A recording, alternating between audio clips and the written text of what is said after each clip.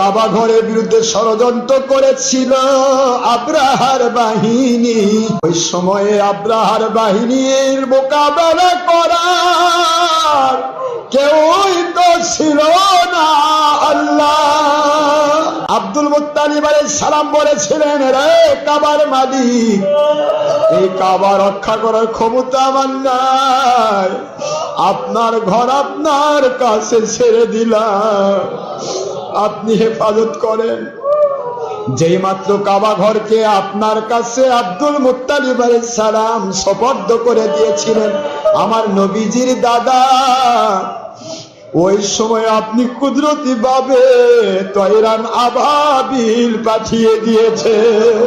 আব্রাহার হাতি বাহিনী মাটির সাথে মিশে গেল, কাবার জায়গায় কাবায় রয়ে গেল।